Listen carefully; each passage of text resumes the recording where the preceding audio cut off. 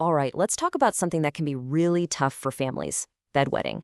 It can feel so stressful, maybe even a little isolating, but it really doesn't have to be. So, in this explainer, we're going to break it all down: what's really going on, why it's way more common than you think, and this is the big one: what you can actually do to help. Let's dive in.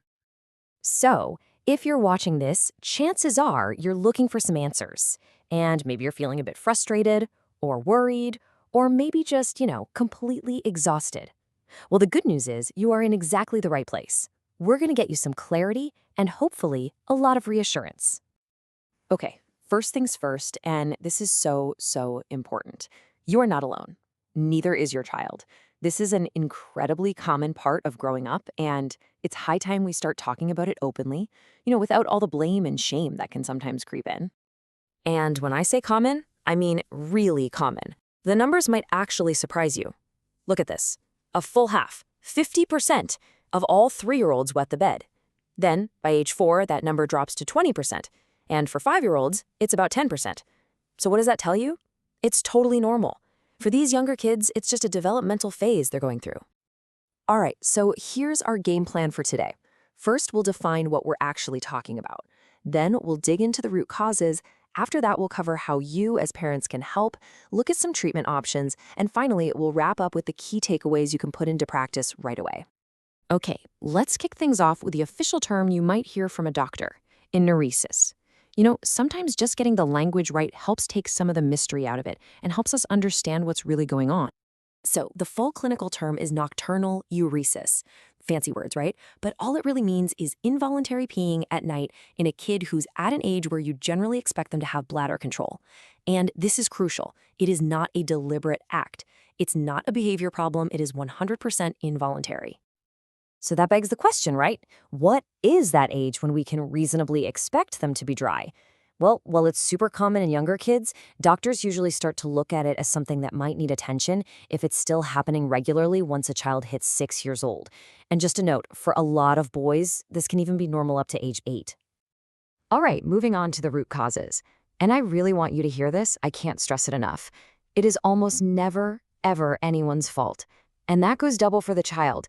This is so important to remember. Okay, this is a really key distinction to understand. There are two types. First, there's primary enuresis.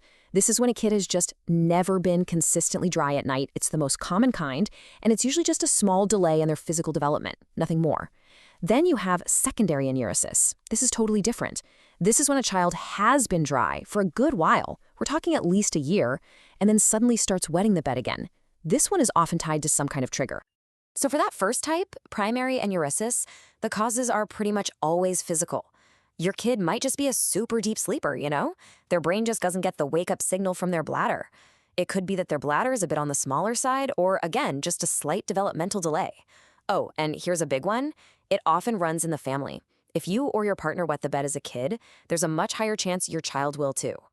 Now with that second type, secondary enuresis, we're often looking at an external cause. A really common trigger is psychological stress. Think about big life events for a little person: a new baby in the house, a family separation, even just starting a new school. Of course, it's also important to rule out any medical stuff like a UTI or diabetes, but honestly, those are much less common causes. So this brings up a big question: should you see a doctor?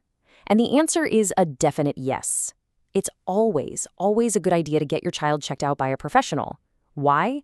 To rule out any of those rare physical issues we just mentioned. It gives you peace of mind and makes sure you're starting from the right place. Okay, now for the part I'm sure you've been waiting for. What can you do to help? Let's get into your supportive toolkit. These are practical, positive things you can start doing like tonight to help your child and, honestly, to lower the stress for the whole family. Listen.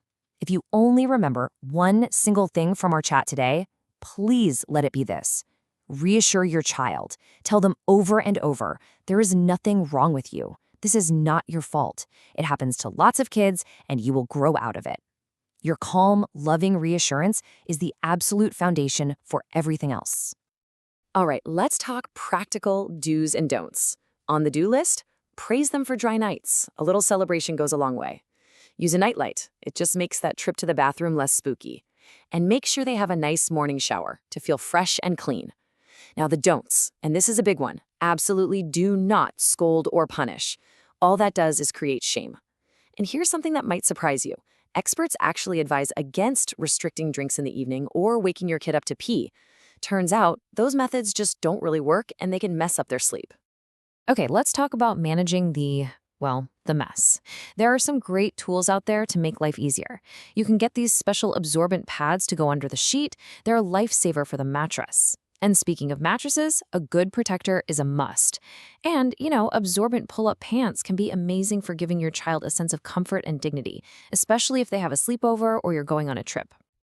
So, what if you've tried all these supportive things? You're being super patient, but the bedwetting is still happening and it's really starting to bother your child, especially if they're around that 6 or 7-year-old mark?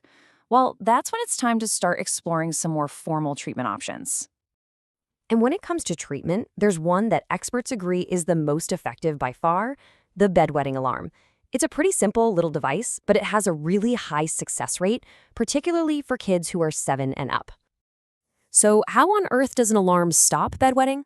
Well, it's actually a pretty clever form of conditioning. Here's how it works. A tiny little sensor clips onto the kid's underwear. The very second it detects the first drop of moisture, a loud buzzer sounds off. That wakes the child up, and they can then get up and go finish in the toilet. What's amazing is that over time, this process actually trains the brain to notice the full bladder signal and wake up before the alarm even has to go off. It's like teaching the brain and bladder to talk to each other again. Now, what if the alarm doesn't do the trick? Don't worry, there are other options. There's a medication called desmopressin that a doctor can prescribe. If you're dealing with that secondary type that's linked to stress, things like counseling or even hypnotherapy can be incredibly helpful. And for really persistent cases, there are clinics that specialize in nothing but bedwetting. Okay, let's bring this all home and recap the key takeaways. Think of this as your final checklist, the essential mindset you need to have as you support your child through this.